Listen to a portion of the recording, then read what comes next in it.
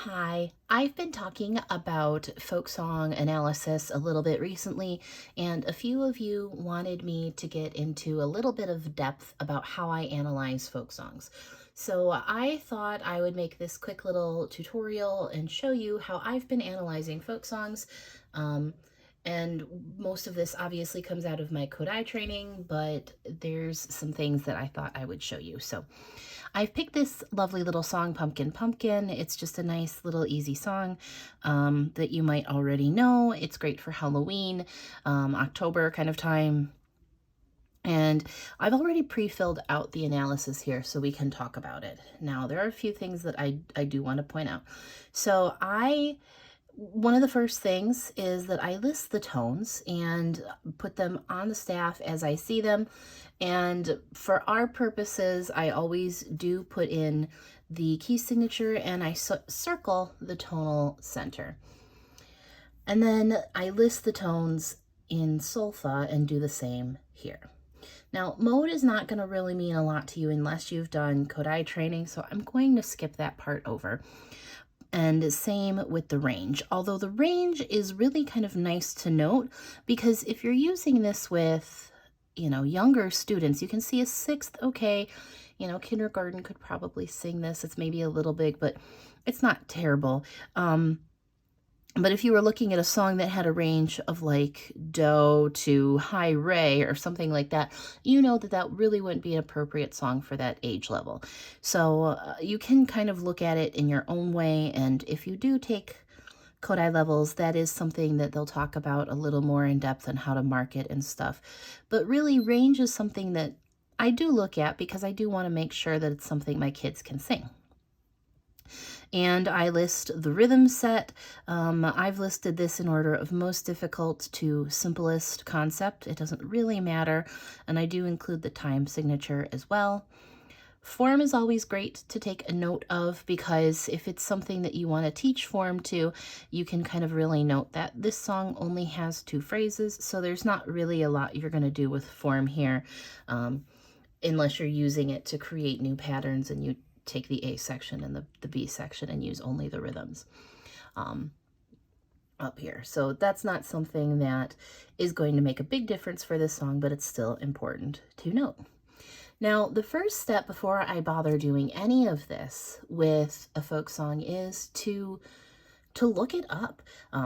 If I'm getting a new song, I want to make sure that there's not something super questionable, especially if it's got some negative racial connotations to it. That is absolutely something I never want in my classroom, and I make sure that it's worth my time to put on a piece of paper and analyze before I even get to this step. So that's part of my analysis and how I look at things.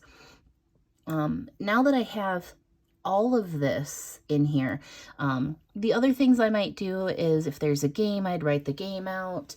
If there's something in the history that I really want to note, like that it was composed and who it was by or something like that, that's important to note. If there's a counter melody or an activity, any of those things, this would be the place to list it or write it on the back. I do that as part of the analysis because that's something that's going to give you information in addition to all of this stuff, because you're going to need to know how you want to use it. And if you put it on an analysis sheet, it's a lot easier to go into your folk song collection and say, oh, this is the song, this is it, instead of having to go find the book that you found it out of or go find it on the website that you saw it on and not have to do that hunt. It saves you time. Now this part right here is the really big kind of deal with this. So pedagogical use. And instead of just writing that it's ticka ticka, I write the pattern that the target rhythm is in, because here it's got a lovely repeated ticka ticka, so it kind of really drives that point home before relating it to concepts that the students already know with TT and Ta. And that's important to note. If it was in a different spot here, so if the first phrase was like T, T, T, T, ticka, ticka, ta, I would also write that as well, because it's another target pattern that the students can experience that rhythm. For melody, it's got this lovely mi, re, do right at the end. So that's what I've noted, because in here, our target solfa would be re, because this is the unknown element, and it's got a lovely, nice stepwise pattern right here. And this is also nice because as you're practicing the previous solfa, which is do, it does kind of experience this here. You've got this to isolate, but they also have this little do, mi, do, mi, do, mi, so practice, which is really nice. This is a great song for second grade in that concept. And then other things that you might use it for. Halloween, it's in 2/4, so you could use this to work with 2/4 meter. You could list, if it's a specific kind of games, if you want to make sure that, you know, each grade plays, you know, circle games or something, or you know, movement games, creative games where they make a jack-o'-lantern face.